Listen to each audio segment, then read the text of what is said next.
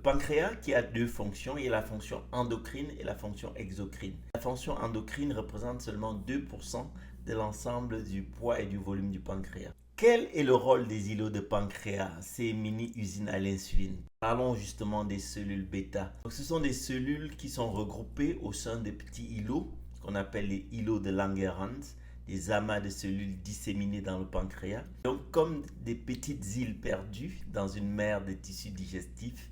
Donc, ces îlots sont répartis un peu partout dans le pancréas. Chaque îlot contient différentes cellules, dont environ 60% de cellules qu'on appelle les cellules bêta qui produisent l'insuline. Dans les îlots, il y a aussi d'autres types de cellules qui vont produire d'autres hormones, comme le glucagon, qui agit à l'inverse de l'insuline. Mais on va se concentrer aujourd'hui sur les cellules bêta. En temps normal, quand on mange et que le taux de sucre dans le sang monte, les cellules bêta vont libérer de l'insuline qui va aller dans le sang et agir comme une clé et permettre au glucose de quitter le sang pour entrer dans nos cellules, le muscle, le foie, le cerveau. Toutes les cellules de l'organisme ont besoin de ce sucre pour utiliser comme énergie. Ça fonctionne donc comme un carburant pour faire fonctionner nos cellules. Sans cette clé, le sucre reste bloqué dehors dans la circulation sanguine. Il y a donc ce qu'on appelle une hyperglycémie, donc le taux de sucre élevé qui entraîne des complications et des conséquences